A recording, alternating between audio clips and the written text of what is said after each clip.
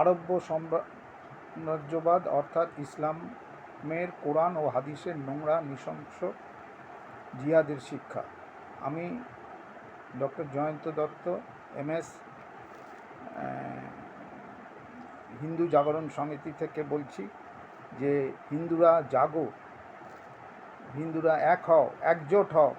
কেন কি না তোমাদের রক্ষা করার কেউ নেই। আগামী 50 বছরের মধ্যে এই ভারতবর্ষকে জিহাদিরা ইসলামিক কান্ট্রি করার যে সংকল্প নিয়ে এগোচ্ছে, তা থেকে রুখতে গেলে হিন্দুদের এক হতে হবে এবং অভিন্ন দেওয়ানি বিধি এবং দুটোর বেশি বাচ্চা নেওয়া চলবে না, এবং যদি এই দুটোর বেশি বাচ্চা নেয় তাহলে তাকে কঠোর শাস্তির মুখে পড়তে হবে। মূর্তি পূজক, এবার বলছি মূর্তি পূজকদের সম্বন্ধে কোরআন কি বলেছেন। মনে রাখতে হবে হিন্দুরা মূর্তি পূজক। সূরা 2 আয়াত 119।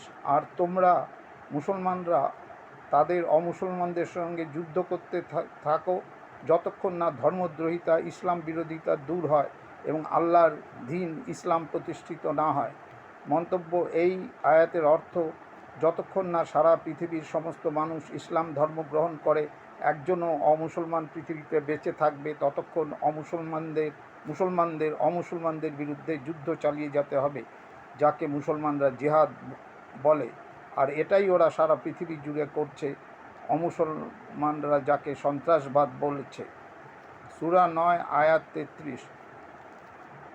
অংশীবাদীগণ মূর্তি পূজকরা অপ্রীতিকর মনে করলেও অপর সমস্ত ধর্মের উপরে জয়যুক্ত করার জন্য তিনিই পথ নির্দেশ দিয়েছেন। সত্য ধর্মসহ ইসলামসহ তার রসুল মুহাম্মদকে প্রেরণ করেছেন।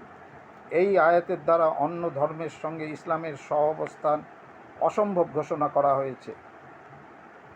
সূরা 9 আয়াত 28। হে বিশ্বাসীগণ, অংশীবাদীরা মূর্তি পূজকরা তো অপবিত্র। সূরা 9 আয়াত 7।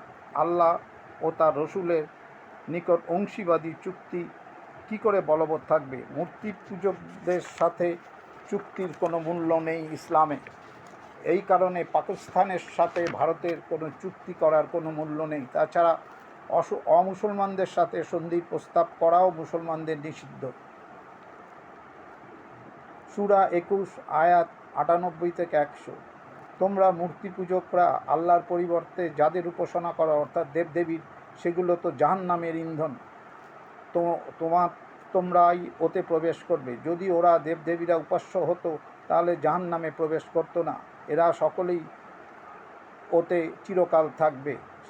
সেখানে অংশবাদীরা মূর্তি পূজকরা চিৎকার করবে আর সেখানে ওরা কিছুই শুনতে পাবে না। যুদ্ধ ও জেহাদ সম্বন্ধে কোরআন কি বলেছে? সূরা 2 আয়াত 216। তোমাদের জন্য যুদ্ধের বিধান হলো, যদিও তোমাদের কাছে অপছন্দ, কিন্তু তোমরা যা পছন্দ করো না বা সম্ভবত তা তোমাদের জন্য কল্যাণকর, যা তোমরা পছন্দ করো সম্ভবত তা তোমাদের জন্য অকল্যাণকর। আল্লাহ জানেন, তোমরা জানো না। মন্তব্য: অকারণ যুদ্ধকে কল্যাণকর বলে মুসলমানদের মগজ ধোলাই করা হয়েছে।